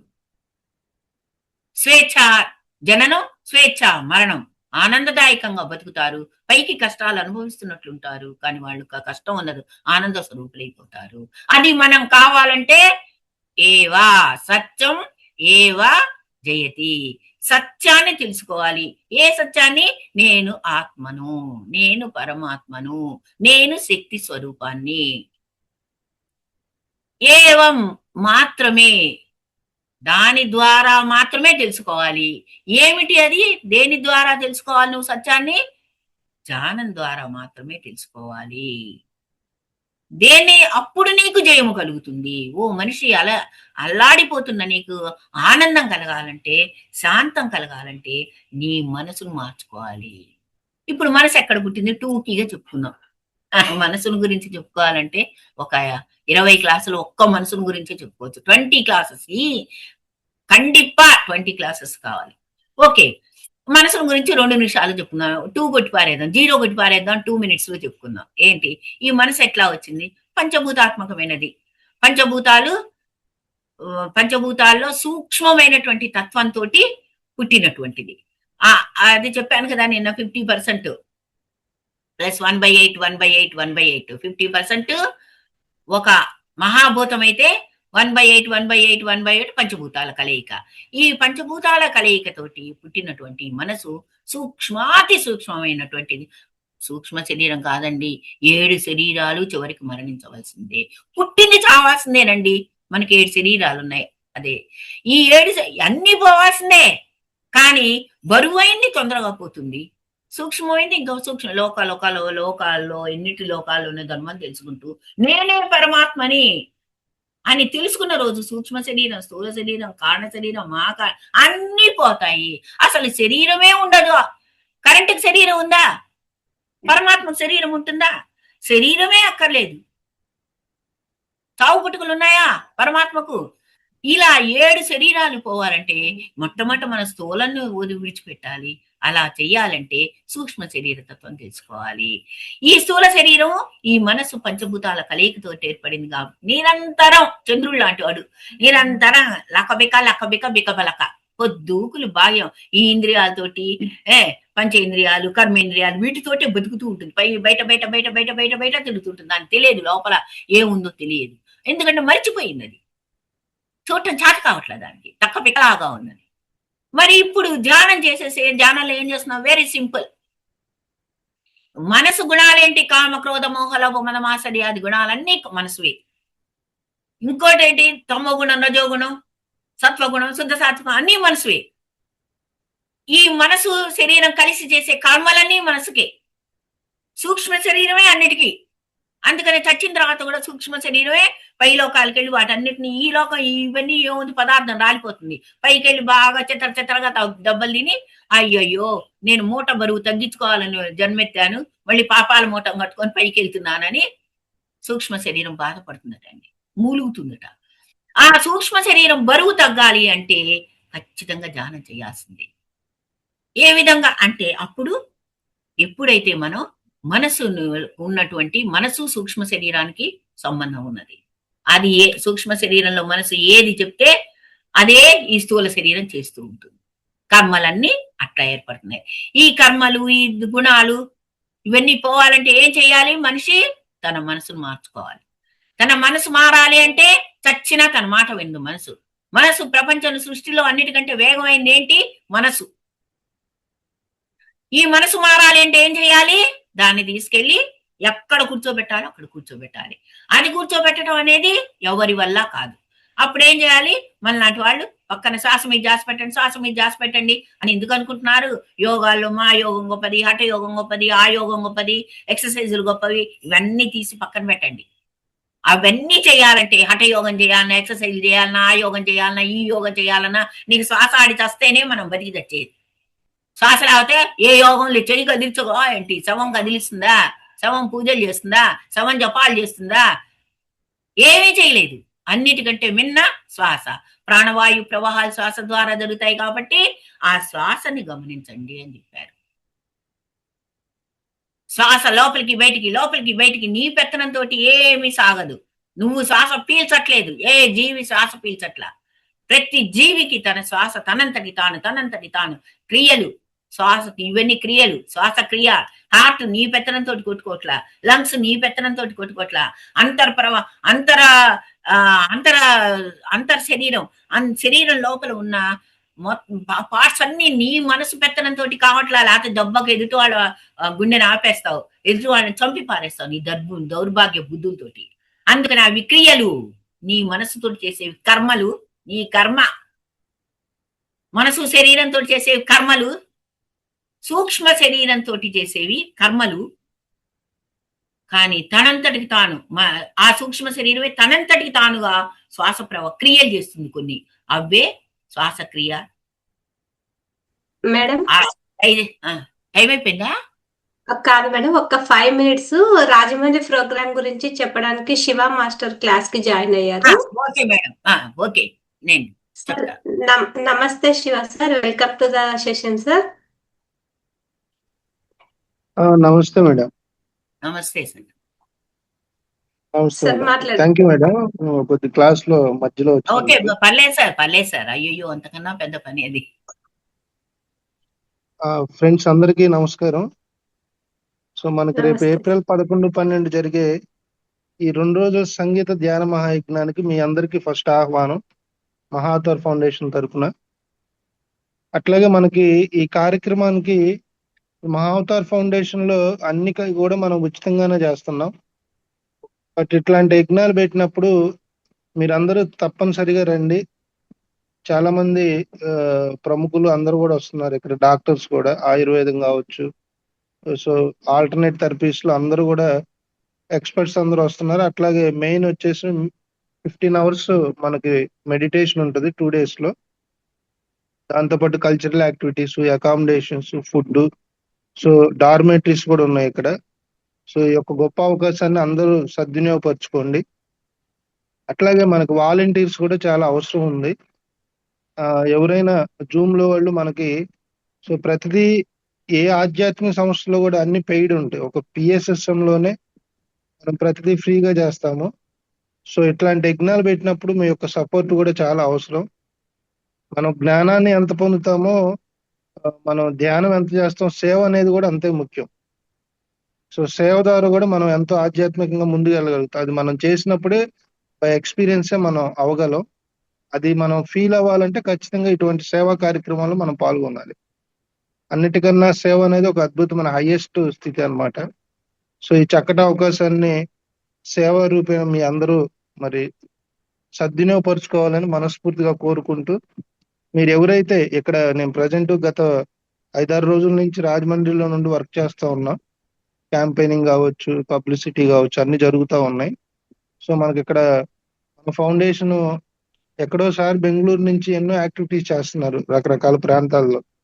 ఎన్ని ఇబ్బందులు వచ్చినా ఎన్ని ఉన్నా కూడా ఆయన దేనికి కాంప్రమైజ్ అవ్వకుండా చేస్తున్నట్టు. పోయినసారి మనకు విజయవాడలో జరిగిన యజ్ఞంలో కూడా దాదాపు 3,000 మందికి అన్నదానం చేశాం 2 రోజుల్లో. సో అక్కడ కూడా మనకి ఫైనాన్షియల్ గా చాలా తక్కువ వచ్చింది. సారీ అమౌంట్ దాదాపు ఒక 90,000 దాకా, నియర్లీ 1 lakh దాకా ఆయన డబ్బులు ఖర్చు పెడతాం కూడా జరిగింది. సో ఇక్కడ డబ్బుల గురించి నేను మాట్లాడతా. ఇటువంటి అద్భుతమైన కార్యక్రమాలకి, అన్నదానానికి మీ వంతు మీరు సహాయం చేయండి. అది ఎవరు స్తోమత తగ్గట్టు వాళ్ళు. మీ దగ్గర 100 రూపాయలు ఉంటే 100 రూపాయలే చేయండి, 500 ఇచ్చేవాళ్ళు 500 ఇవ్వండి. సో మనకు రిసోర్సెస్ కూడా ఇక్కడ మనకు 2 days ఈ యజ్ఞానికి వచ్చేసి దాదాపు అన్నదానానికి ఒక 80,000 దాకా ఖర్చు అయ్యేటట్టు ఉంది. అట్లాగే మనం వచ్చే డెలిగేట్స్ అందరికి వాళ్ళకి అకామిడేషన్స్, ట్రాన్స్పోర్ట్, తర్వాత సౌండ్ సిస్టమ్, సో ఇట్లా మనకు నియర్లీ ఈ యజ్ఞానికి 2 lakhs దాకా అప్రాక్సిమేట్ గా ఖర్చు అయ్యే అవకాశాలు ఉన్నాయి. సో ప్రజెంట్ స్టిల్ లో నేను రోజు గ్రూప్ లో కూడా పెట్టాను, ఈ రోజు మార్నింగ్ వాయిస్ మెసేజ్. సో మీ వంతు సహాయంగా మీరు అందరూ సహకరించండి ఈ కార్యక్రమానికి. అట్లాగే మీ అందరూ కూడా ఈ ప్రోగ్రామ్ కి తప్పనిసరిగా రండి. నేను రాజమండ్రి నుంచి ఎట్లా రావాలనేది కూడా ఈ రోజు క్లియర్ కట్ గా మీకు రైల్వే స్టేషన్ లో దిగితే ఎలా రావాలి, బస్ స్టాండ్ లో దిగితే ఎలా రావాలి అనేది కూడా మెన్షన్ చేస్తాను. సో మనకు వశిష్ఠ గౌతమ్ అనేది, ఈ పిరమిడ్ అనేది గోదావరి నది ఒడ్డున చక్కటి ప్రకృతి మాత ఒడిలో ఉంటది. సో చాలా బాగుంటది, నేచర్ ప్లేస్. ఇటువంటి మనం ఎన్ని క్లాసులు విన్నా కూడా ఇంట్లో ఉండి ఇటువంటి యాక్టివిటీస్ లో మనం పార్టిసిపేట్ చేసినప్పుడు ఆ వచ్చే రిజల్ట్ చాలా వేరుగా ఉంటుంది. అది మాటలతో చెప్పేది కాదు, బై ఎక్స్పీరియన్స్. మీరు ఎప్పుడైతే ఈ 2 days యజ్ఞంలో పాల్గొంటారో, 3rd day మీరు వెళ్ళేటప్పుడు మీలో ఎన్నో మార్పులు అంతరంగంగా, ఇప్పుడు స్పిరిచువల్ గా కావచ్చు, సాధన పరంగా కావచ్చు, ఎన్నో మనలో నుంచి వెళ్ళిపోతాయి. సో కాబట్టి ఈ కార్యక్రమాన్ని అందరూ సద్వినియోగపరచుకోండి. అట్లాగే మన మహావతార్ ఫౌండేషన్ స్కానర్ ఉంది. దయచేసి మీరు అన్నదానానికి మనకు కావాల్సిన వనరులు, ఇది మన కుటుంబం కాబట్టి మన కుటుంబానికి మనమే చేసుకోవాలి కాబట్టి, సో మీరందరూ కూడా సహకరించాలని మనస్ఫూర్తిగా కోరుకుంటూ ఇక్కడ ఆడవాళ్ళకి జెంట్స్ కి సపరేట్ గా మనం 300 కార్డ్స్ అరేంజ్ చేయడం జరిగింది. సో ఆల్రెడీ అవన్నీ కూడా నిన్న మొన్న వర్క్ చేసాం, అంతా అయిపోయింది. సో ఎక్కడ ఎటువంటి లోటు లేదు. అట్లాగే మనకు మెయిన్ రోడ్ నుంచి పిరమిడ్ కూడా ఫ్రీ ఆటో సర్వీసెస్ పెట్టాం. 3 నుంచి 4 ఆటోలు పెడుతున్నాం. సో మీరు అక్కడ దిగంగానే బస్సు వెంటనే ఆటో వాళ్ళు తీసుకొచ్చి పిరమిడ్ దగ్గర దించుతారు. సో అన్ని ఫెసిలిటీస్ ఉన్నాయి. వాష్రూమ్స్ కానివ్వండి, అన్ని చాలా అద్భుతంగా ఉన్నాయి. సో చక్కగా ఈ అవకాశాన్ని అందరూ సద్వినియోగపరచుకోండి. మీ వంతు సహాయంగా మీరు ఎంతో కొంత ఆర్థిక సహాయం కూడా ఫౌండేషన్ చేయాలని మనస్ఫూర్తిగా కోరుకుంటున్నాం. అట్లాగే మనకి ఈ రోజు ఈ తూర్పు గోదావరి, వెస్ట్ గోదావరి డిస్టిక్ లో మనకి దాదాపు 1000 మంది మన మెడిటేటర్స్ కావచ్చు, సెంటర్స్ కావచ్చు, డేటా కలెక్ట్ చేసి నేను మేడం కు పంపించాను, లలిత మేడం గారికి. ఆ మేడం మన నాగమణి గారికి కూడా సెండ్ చేసి ఉంటారు. సో వాటిల్లో కూడా వాలంటీర్ గా మీకు ఒక 50 మంది చేయగలను అనుకుంటే అది ఏం చెప్పాలనేది మేడం వాళ్ళు మీకు చెప్తారు. సో తలా ఒక 50 మందికి మీరు కాల్ చేసి చెప్పండి ఫ్రెండ్స్. ఈ ప్రోగ్రామ్ గురించి ఇంకేమైనా డౌట్స్ ఉంటే అడగండి. ఒక 2-3 మినిట్స్ నేను మాట్లాడతాను. Thank you sir, thank you very much. Masters, మీకు ఎవరికైనా డౌట్స్ ఉన్నాయా రాజమండ్రి ప్రోగ్రామ్ గురించి? సార్ని అడిగితే షేర్ చేస్తారు, డౌట్స్ కూడా క్లియర్ చేస్తారు. హ్యాండ్ రైజ్ చేయండి, అన్మ్యూట్ ఆప్షన్ ఇస్తాను మాస్టర్స్. ఓకే సార్, లలిత మేడం కోర్ టీమ్ లో పెట్టారు సార్. ఈ రోజు షేర్ చేసుకొని కాల్స్ స్టార్ట్ చేయడం ప్రారంభిస్తాం సార్. అయితే ఆల్రెడీ రాత్రి పంపించాను మేడం మొత్తం సార్ డేటా 11 o'clock. పెట్టారు సార్, కోర్ టీమ్ లో పెట్టారు. మా మెయిన్ గెస్ట్లు వచ్చేసరికి మేడం నే చేయమని చెప్పా. Okay sir. మెయిన్ వాళ్ళకి ఏం అవసరం లేదు, నేను మాట్లాడతాను మేడం. డాక్టర్స్ కి చెప్పాను, మిగతా డేటా మొత్తం కొద్దిగా ఫాలో అప్ చేయండి మేడం. ఓకే అట్లాగే సార్. మనకు వాలంటీర్స్ ఎవరైతే వస్తారో వాళ్ళు 10th కల్లా రమ్మని చెప్పండి. మనకి ఇక్కడ అకామిడేషన్స్ అన్ని ఉన్నాయి. ఎవరైనా వస్తారు అంటే వాళ్ళ నేమ్స్, నెంబర్స్ మీరు తీసుకొని, నా నెంబర్ మీ దగ్గర ఉండే ఉంటుంది, నాకు వాట్సాప్ చేయండి, నేను ఫాలో అప్ చేస్తాను. Okay sir. Thank you madam. Thank you sir. Okay masters, మీరు ఎవరైనా వాలంటరీగా కూడా చేయడానికి ఇష్టపడుతూ ఉంటే కూడా నేమ్స్ ఇవ్వండి, అవి సార్కి పంపిస్తాము, రాజమండ్రి దగ్గరలో ఉన్న వాళ్ళు ఎవరైనా కూడా. Okay, thank you sir. Madam, మనం స్టార్ట్ చేసుకున్నాం. Okay madam. ఓకేనా మేడం? ఓకే మేడం, స్టార్ట్ చేయండి. ఓకే. శ్వాసను గురించి చెప్పుకుంటున్నాము. శ్వాస క్రియ, జీర్ణ క్రియ, రెస్పిరేషన్ అంటే శ్వాసక్రియ. ఈ క్రియలన్నీ వాటంతటికి అవి ఆటోమేటిక్ గా జరుగుతుంటాయండి. అదే మన శ్వాస మీద ధ్యాస పెట్టు అంటే ఏంటంటే, ఆ శ్వాస ఉంటేనే ప్రాణ ప్రవాహాలు వాటి ద్వారా జరిగితేనే మనం బతికుంటాము. బతికుంటే మిగిలినవన్నీ చేస్తాం. శవం ఏమీ చేయలేదు కదండి. కాబట్టి ఈ శ్వాస మీద ధ్యాస పెట్టి మన మనసును మార్చుకోవాలండి. బయట ప్రయాణిస్తున్న మనసును అంతర్ముఖ ప్రయాణం చేయించాలి. ఎందుకంటే ఫస్ట్ నిన్ను గురించి నువ్వు తెలుసుకోవాలి. నీ మనసు అశాంతి పోవాలి అంటే దాన్ని కూర్చోబెట్టాలి. మనసు ఈజీగా కూర్చోదండి. అందుకనే ఏం చేయాలి? నీ బుద్ధిని ఉపయోగించాలి. ఏం చెప్తుంటుంది బుద్ధిమంతులు ఏం చేస్తారు? ధ్యానానికి కూర్చుంటారు. బుద్ధిమంతులు ఏం చేస్తారు?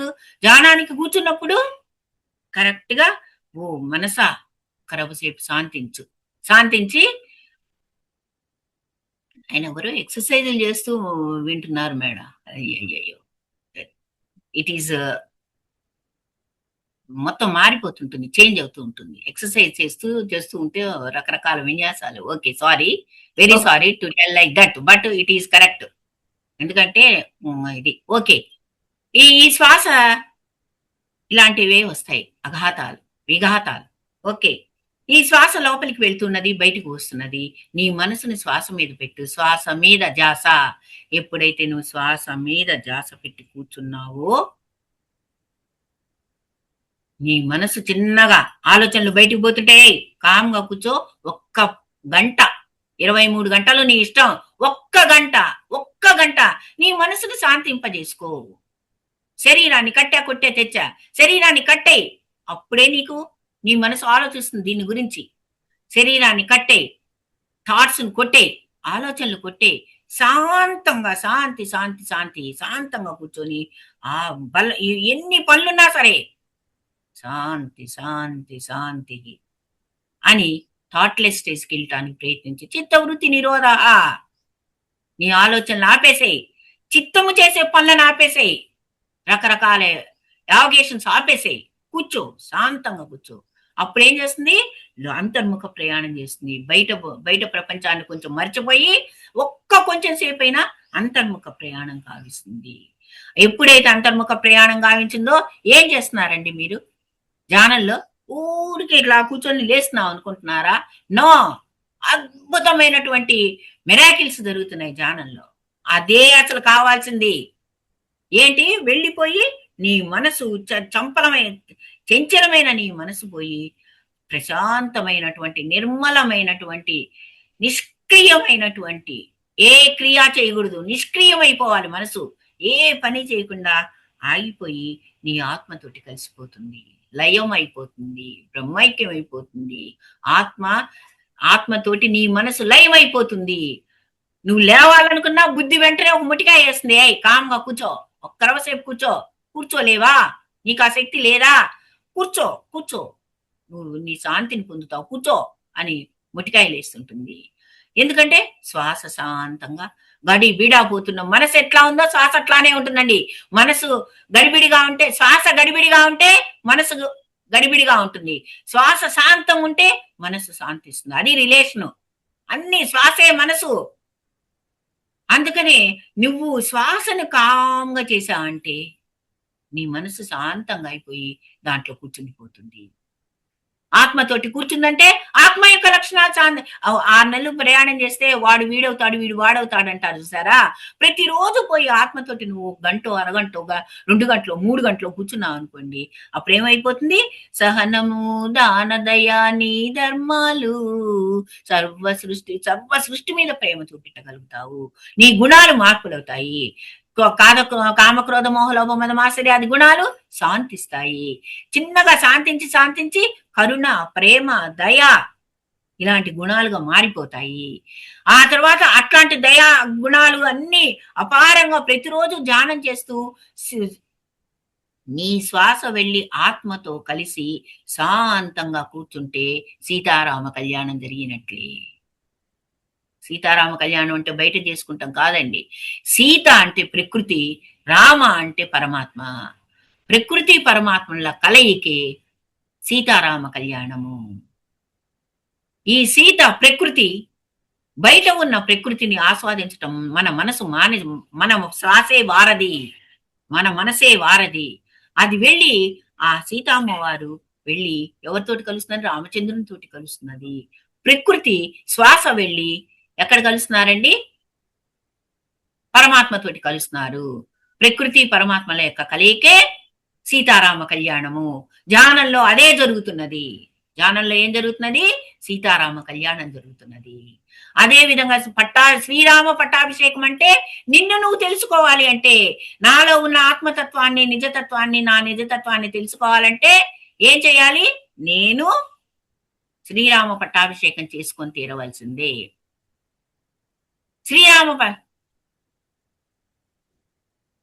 నరసింహులు గారు, please don't think otherwise, stop your exercises. I feel very uneasy. Please చెప్పండి మేడం. మేము అలాంటి వాళ్ళు చెప్పకూడదు. అలా ఎంత అనీజీగా ఉందంటే, ఎక్సర్సైజ్ చేస్తూ చేతులు పైకి ఎత్తుతూ ఇవన్నీ ఓకే చేసుకోండి, మేము వద్దని లేదు, కానీ చాలా అనీజీగా ఉంది madam. What is this? Sorry, I'm sorry, please delete it. Okay, కాబట్టి ఎప్పుడప్పుడు చెప్పవలసిందే మేడం, ఎవరికొకళ్ళకి తెలియజేయవలసిందే. ఇది తెలియజేయకపోతే అది ఇది కాదు. ఓకే, కాబట్టి మై డియర్ ఫ్రెండ్స్, ఈ శ్రీరామ పట్టాభిషేకం చేసుకోవాలంటే నీకు నువ్వుగా నేను పరమాత్ముణ్ణి అని గుర్తించడం. శ్రీరామచంద్రుడు సీతారామ కళ్యాణం అన్నారు, ప్రకృతి పురుషుల కలయిక. శ్రీరామ పట్టాభిషేకం అన్నారు. శ్రీ అంటే లక్ష్మీదేవి, దేవతే, సీతే. పట్టాభిషేకం అంటే తనను తాను తెలుసుకుంటాం, తనను చక్రవర్తిగా. నేను అహం పరమాత్మ, నేను బ్రహ్మని, అహం బ్రహ్మోస్మి, తత్వమసి, అయమాత్మ సర్వభూతానాం, నేను అన్నింటిలో ఉన్నాను, నేనే దైవాన్ని, నేనే పరమాత్మని అని తెలుసుకుంటాం. తనకు తాను అభిషేకించుకుంటాం. మామూలుగా అయితే చేయరు కదండి అట్లా. తనను తాను అభిషేకించుకుంటూ శ్రీరామ పట్టాభిషేకం అంటే బ్రహ్మాండమైన జ్ఞాన తత్వాన్ని తెలుసుకొని ఆనందం పొందటమే. శ్రీరాముడు అంటే ఆనంద స్వరూపం అండి, ఎటువంటి ఇవి లేని ఆనంద స్వరూపము. అలా నువ్వు మారాలంటే శ్వాస మీద జాస పెట్టాల్సిందే మై డియర్ ఫ్రెండ్స్. ఖచ్చితంగా శ్వాస మీద జాస పెట్టాల్సిందే. అప్పుడే నీకు సీతా కళ్యాణము జరుగుతుంది. నువ్వు నీ ఆత్మతో కలిసిపోతావు. నీకు నువ్వుగా పరమాత్మ అని తెలుసుకుంటావు. అందుకనే శ్వాస మీద జాస పెట్టాలి. శ్వాస మీద జాసనే నిలబెట్టుమురా, ధ్యానమంటే ఏమిటో నీకు తెలియురా. ఆ జ్ఞానమే శ్వాస మీద జాసనే నిలబెట్టుమురా, ధ్యానమంటే ఏమిటో నీకు తెలియురా. ఆ ధ్యానమే జ్ఞానమును నీకు ఇచ్చురా, ఆ జ్ఞానమే నీ ఆత్మను వెలిగించునురా అనుచూ. అదండి చేయవలసింది. ధ్యానం చేసి తీరవలసిందే. శ్వాస మీద ధ్యాస పెట్టి తీరవలసిందే. శ్వాస పరమాత్మతోటి కలవవలసిందే. పోదు. తను పోయినప్పుడు, పరమాత్మ వెళ్ళినప్పుడే, తనలోని ఆత్మశక్తి వెళ్ళినప్పుడే ఆ శ్వాస ఆగిపోతుంది. వాళ్ళిద్దరు ఫ్రెండ్స్ వెళ్ళిపోతారు. అది కాబట్టి ఆ మౌనంగా కూర్చొని ధ్యానం చేసి తీరవలసిందే. అప్పుడు మాత్రమే నేను దేవుణ్ణి, నేను పరమాత్మని, నావి దైవ గుణాలు, నీవి రాక్షస గుణాలన్నీ పోయి దైవీ గుణాలుగా మారిపోతాయి. నువ్వు శ్వాస చేయటం మొదలు పెడితే జీవహింస చెయ్యవు, మనోవాకాయ కర్మలతోటి ఇతరుని హింసించవు. అదే కదండి మనకు కావాల్సింది. నువ్వు మానవ రూపంలో ఉన్న దేవుడిగా మారిపోతావు. మానవుడే మాధవుడు అయిపోతావు. ఎంత గొప్ప అండి. అప్పుడు నువ్వు ఆనందంగా జీవించు. ఎన్ని శరీరాలు ఎందుకు? ఈ జన్మలోనే ముక్తి పొందు, ఈ జన్మలోనే ఆనందం పొందు. ఇంతకంటే నీకేం కావాలి? కాబట్టి సత్యమేవా, సత్యాన్ని తెలుసుకోవాలంటే ఏవా ధ్యానం మాత్రమే, శ్వాస మీద ధ్యాస మాత్రమే. జయన్ సత్యమేవ జయతి, నీకు జయము కలుగుతుంది. ధ్యానం చేస్తేనే జయం కలుగుతుంది. తప్పదు. ఇది రూఢి. ఇది ఎవరో చెప్పింది కాదు. ఒక బుద్ధుడు చెప్పింది కాదు, ఒక పత్రికారు చెప్పింది కాదు, ఒక మహావీరుడు చెప్పింది కాదు, ఒక సుందర చైతన్య చెప్పింది కాదు. ఎవ్వరు చెప్పిన శ్రీకృష్ణ పరమాత్ముడే జ్ఞానబోధ చేసేటప్పుడే చెప్పాడు, చిత్తవృత్తి నిరోధం చెయ్యి. అది చేయటం చేతకాక ఇవన్నీ ఎందుకు? ఇతరుల మీద ఇదేస్తావు, నీకు నువ్వు కూర్చో అని చెప్పింది. కాబట్టి అలా శ్వాస మీద ధ్యాస చేస్తే సీతారామ పట్టాభిషేకము, సీతారామ కళ్యాణము, నీకే సీతారామ కళ్యాణము. నీవే శ్రీరామచంద్రుడు. నీ పట్టాభిషేకమే. నేనే శ్రీరామచంద్రుణ్ణి, ఆత్మతత్వాన్ని. ఆత్మారాముడు నాలో ఉన్నాడు, నేనే ఆత్మని అని తెలుసుకోవాలంటే ఏకైక మార్గం శ్వాస మీద ధ్యాస. బాగుందా? అది శ్వాస మీద ధ్యాస అంటే ఏంటో, గంట కూర్చుంటాం, గంట లేవటం. మన దైనందిన కార్యక్రమాలు చేసుకోండి, వద్దలేదు. ఎవరిని ఆపే హక్కు లేదు. I'm sorry. ఇప్పుడు ఆ సార్కి చెప్పింది కూడా నేనేదో అహంకారంతో చెప్పలా. ఒక్క మనిషి ఈ ధారను కట్ చేయటం మొదలు పెట్టారంటే అది ఆ ఫ్లోయింగ్ రాదండి. అది ధార కట్ చేయకూడదు.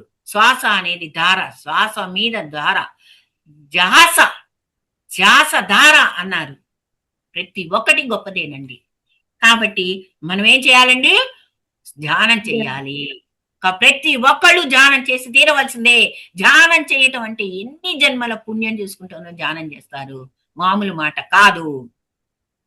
దానికి ఏం చేయాలి? మౌనముగాని మనసును నిలిపి ధ్యానము చేయవే ఓ మనసా. ఎవరు ధ్యానం చేయాలండి? మనసు ధ్యానం. మౌనముగాని మనసును నిలిపి ధ్యానము చేయవేవో మనసా, మంత్రములు మరి జపతపంబులు మనకెందులకే ఓ మనసా. మంత్రాలు చేస్తే మళ్ళీ ఏమవుతుంది? మళ్ళీ మనసు పనిచేస్తుంది. అందుకని మౌనంగా నిలపాలి. అప్పుడు నీకేమవుతుందో తెలుసా? నీలో కాంత కనకముల మాయలో పడి కలత చెందకే ఓ మనసా. కాంత కనకముల మాయలో పడి కలత చెందకేవో మనసా, అంతరంగమున జ్యోతిని దర్శించి ఆనందింపవేవో మనసా. కాంతాలు కనకాలు ఈ బాహ్యమైనవన్నీ విడిచిపెట్టి అంతరంగంలో ఉండే జ్యోతిని దర్శించి ఆనందించమ్మా బుజ్జి తల్లి.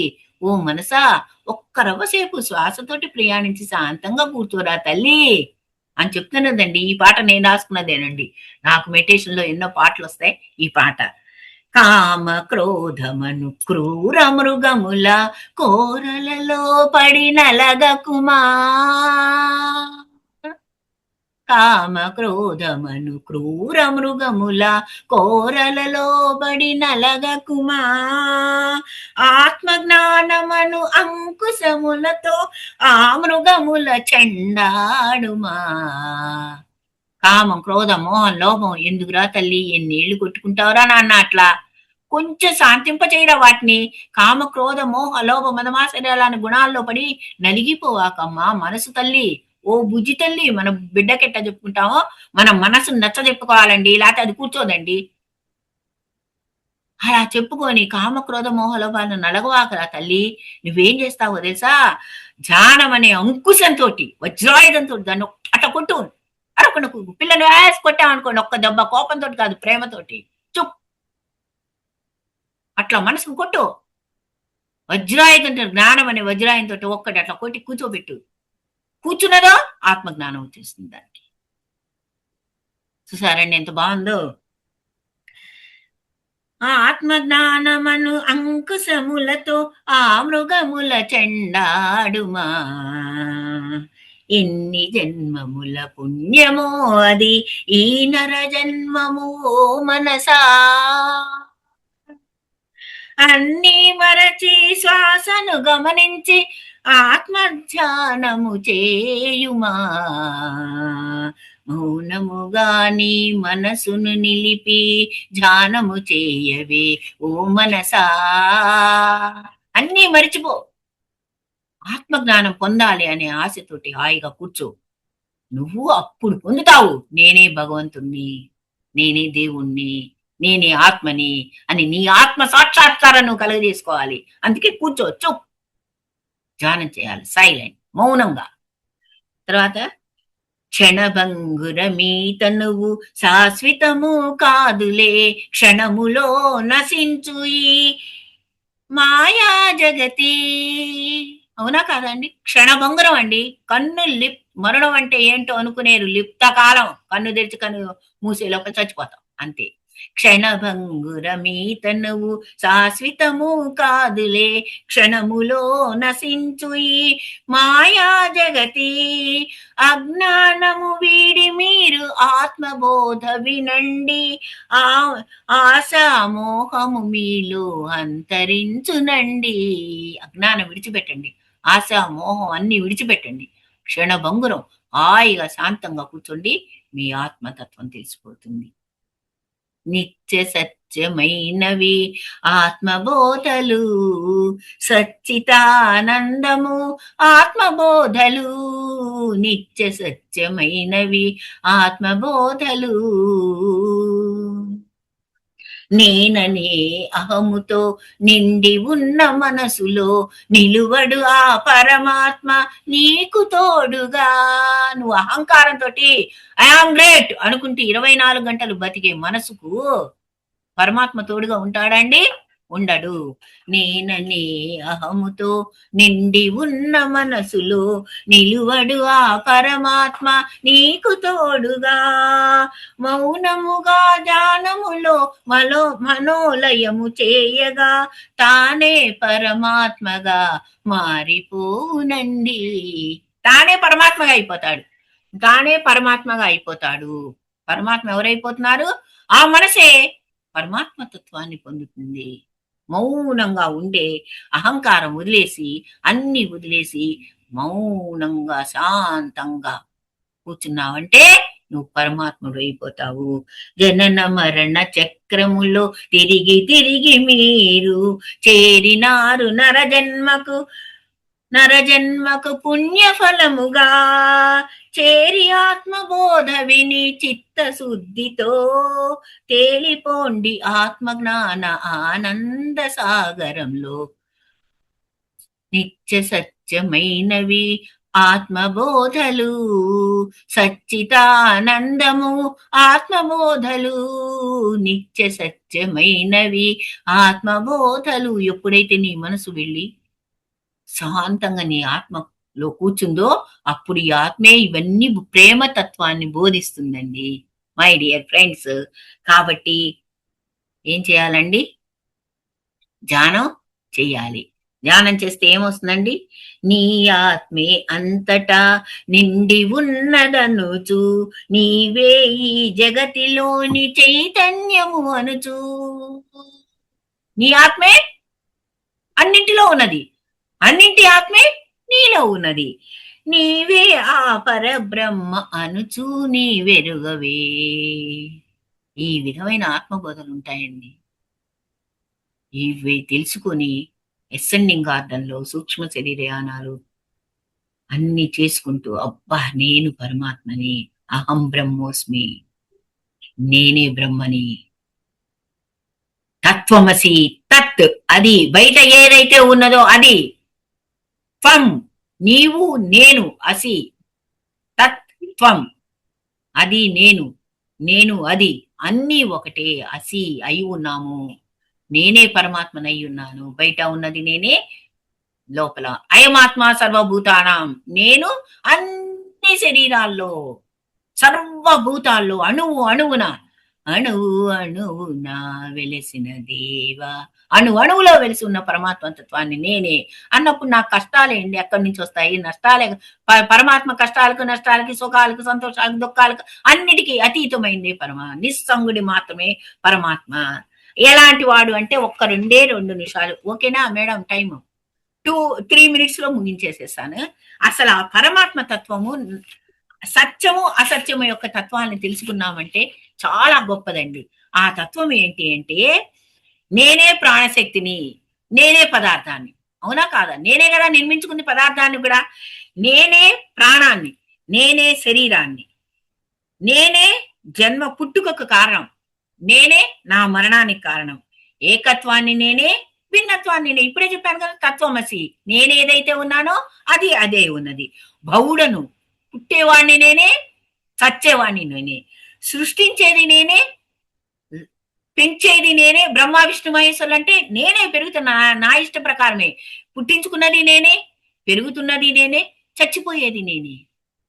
సృష్టి స్థితి లయకారుణ్ణి నేనే అని ఎప్పుడు తెలుసుకుంటావు? నువ్వు పరమాత్మతో కూర్చున్నప్పుడు మాత్రమే తెలుసుకుంటావు. ఈ బోధనలన్నీ ఆత్మ బోధనలండి.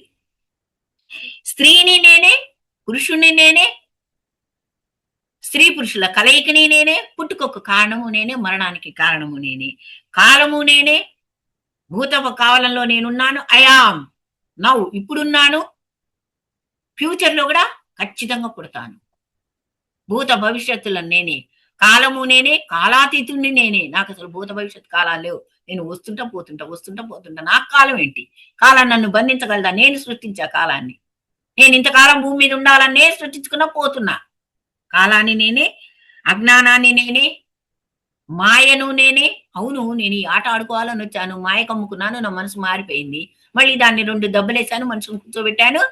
ఇదంతా చేసిన ఎవరు? నేనే. మాయను నేనే, భ్రాంతిని నేనే, జ్ఞానాన్ని నేనే. మళ్ళీ నాకు లోపల శ్వాస మీద జాసి పెట్టమని జ్ఞానం కలిగించింది ఎవరు? నేనే. నాకు నేనే కలిగించుకున్నా, నా మనసుకు నేనే బుద్ధి చెప్పుకున్నా. చంప దెబ్బలు కొట్టాను, కూర్చో అన్నాను, నా బుద్ధితోటి దెబ్బ కొట్టా, కూర్చోబెట్టా, ధ్యానం చేశాను. విజ్ఞానాన్ని నేనే, జ్ఞానాన్ని నేనే, సుజ్ఞానాన్ని నేనే, ఆత్మజ్ఞానాన్ని నేనే, పరమాత్మను నేనే. నిరాకారుడు నేనే, ఆకారుణ్ణి నేనే. ఆకారం ఉన్నాయా? ఆకారాన్ని లేకపోతే ఏక్ నిరంజన్. శ్వాసను నేనే, హంసను నేనే, పరమాత్ముని నేనే. ఎంత బాగుందో చూడండి. ఇవన్నీ అద్భుతంగా చదువుకున్నటువంటి పుస్తకాల్లో జ్ఞానం అండి. ఎంత అన్ని జీవిని నేనే, నిర్జీవిని నేనే, నామ రూప రహితుడు నేనే, నామ రూప సహితుడు నేనే, అఖండమై అనంతమై సర్వవ్యాప్తి పిపీలికాది బ్రహ్మ పర్యంతరము వ్యాపించింది నేనే. ఈ బుద్ధి శరీరంలో ఉన్నది నేనే. ఈ విధంగా సరే వందలు ఉంటాయి అలా. అలాంటిది కాబట్టి ఇదే మనిషి తెలుసుకోవాల్సింది. బుద్ధిజీవి అయిన నీవు చక్కగా ధ్యానం చేసుకొని ఇంత జ్ఞానాన్ని సంపాదించుకొని దాన్ని అనుభవంలోకి పెట్టుకోవాలి. నువ్వు ఏ పని చేస్తున్నా నేను శాంతం ఉండాలి, నేను ప్రేమతోటి ఉండాలి, ప్రేమతత్వంతో ఉండాలి, చెట్టులాగా ప్రేమగా జీవించాలి అని అనుభవంలో పెట్టుకొని ఆనందం పొందితే జయము ఎవరికండి? ఎన్నో జన్మలెత్తద్దు. అందుకని ఎందుకంటారో తెలియదు. పత్రికారు పొద్దుగులు ఇదే లాస్ట్ జన్మ అంటారు. అవుతుందో కాదో మనకు తెలియదు. ఇదే లాస్ట్ జన్మ. ఈ జన్మ ఎన్నిసార్లు మళ్ళీ తల్లి గర్భంలోకి పోతావు? ఇదే లాస్ట్ జన్మ చేసుకొని ఈ తత్వాన్ని అనుభవంలోకి తెచ్చుకుంటూ శాంతి శాంతి శాంతి, దేహ శాంతి, మనోశాంతి, ఆత్మ ఎప్పుడు శాంతంగా ఉన్నాడు. శాంతంగా ఉండటం నేర్చుకున్నా అంటే సత్యమేవ జయతి. Thank you very much madam. ఈ అవకాశాన్ని కలిగించినందుకు మీకు కృతజ్ఞతలు.